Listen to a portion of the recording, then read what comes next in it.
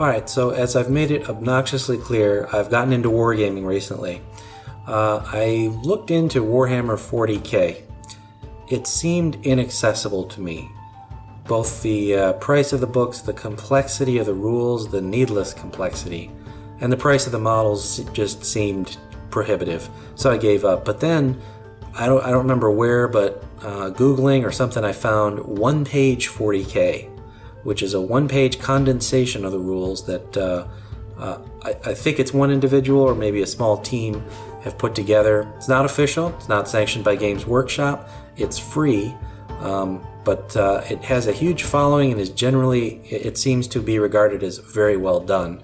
And from my experience with Kings of War, in reading through the rules, I would agree. So I've really gotten into it, and I've built a couple armies. One of them is the Necrons. So here is a miniature which was inspired by and is similar to an Annihilation Barge, but is definitely not an Annihilation Barge.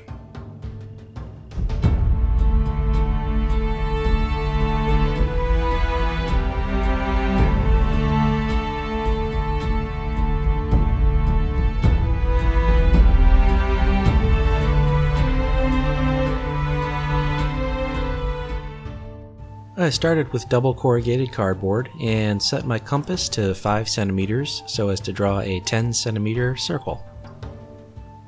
Draw a line through the center point. Then I set my compass to 3.5 centimeters in order to draw a 7 centimeter circle, which touches the side of the larger one.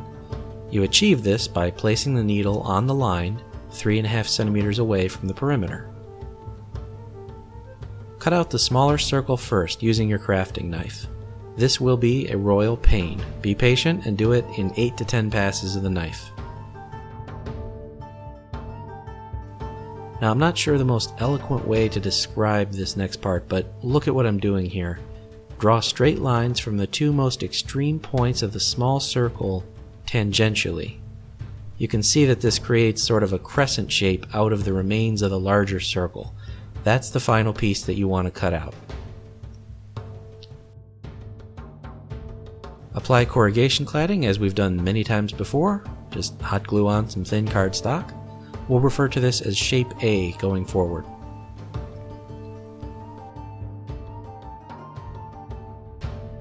Now draw another 10 centimeter diameter circle, and again draw a line through the center.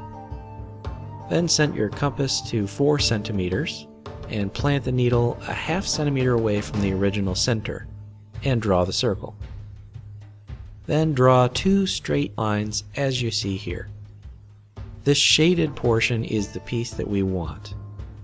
We'll call this shape B going forward.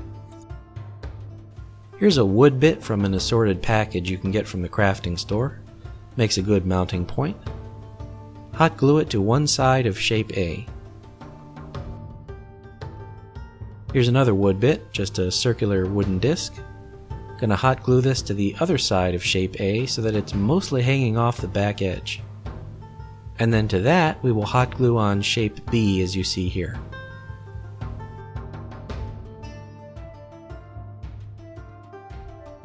And finally, I took another one of those mounting points and hot glued it on the top. Let's put that assembly aside for now. Look through your bead collection and find some that are sort of gear and barrel shaped.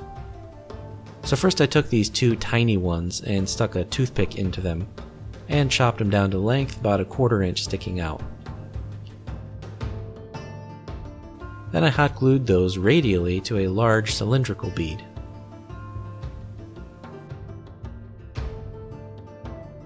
Then I took a kebab skewer, cut it to about 2.5 inches, and hot glue on that big bead plus 2 other gear-shaped ones on either side of it at the far end of the skewer.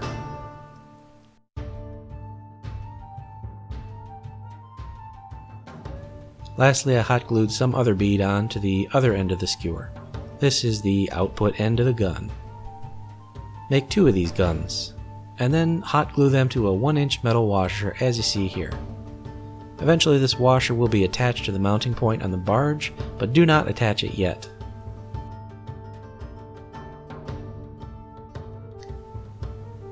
So next thing I did was cut some chipboard rectangles about a ½ inch wide and scored them so that they'd crease easily, and hot glued them into place onto shape B and the wooden disc as you see here. This helps to reinforce shape B's connection to the overall assembly. Now we'll build the lower gun, take 4 lengths of kebab skewer, bunch them together, and hot glue beads onto both ends. Then hot glue the whole thing to the underside mounting point as shown.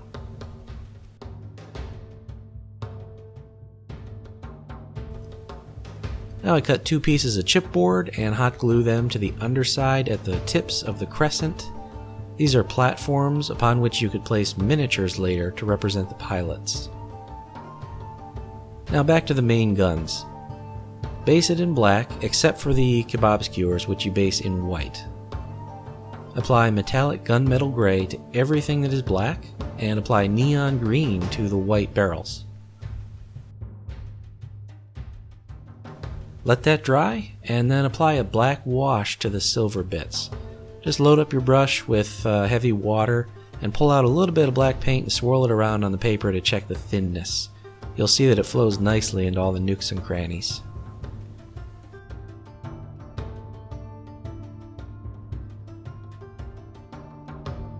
Next thing I did was cut a bunch of chipboard shapes and just hot glue them to the assembly. I'm talking about these white bits that you see here. I didn't sweat dimensions, just eyeball them, and once you cut one, trace it so you get a duplicate for the other side.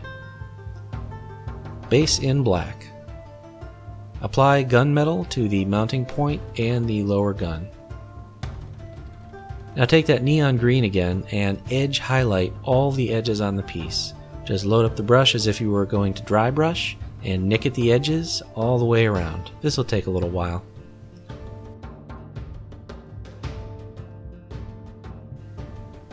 I used a very fine brush to paint on some arcane symbols with white PVA glue. Then I dumped on fine gold glitter. After that dries completely, brush off the excess glitter.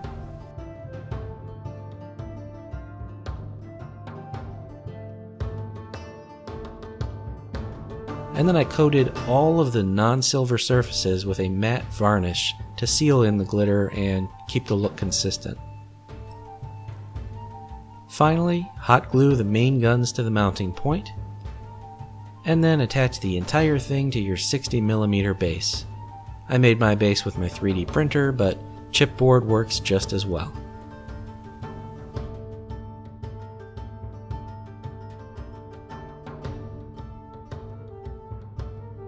So here she is completed. I apologize, I don't have any Necron pilots made yet, but they would stand on those platforms there. So the guns came out nicely. This is a flying unit, so I just mounted it on some ornate bead under there. Oh, I forgot to mention earlier, for shape B, I did end up chopping off the tip of it to make it flat, and I mounted a Swarovski crystal there. Just a little bit more arcane, Necronish, whatever. So again, this is on a 60mm base in accordance with the rules. I am fairly happy with how this turned out. It's very close to the model upon which it was based or inspired in terms of size. Here's a fantasy orc just for scale, for comparison. So it's a big unit. So I am Wylock, thank you for joining me, and I'll see you next time.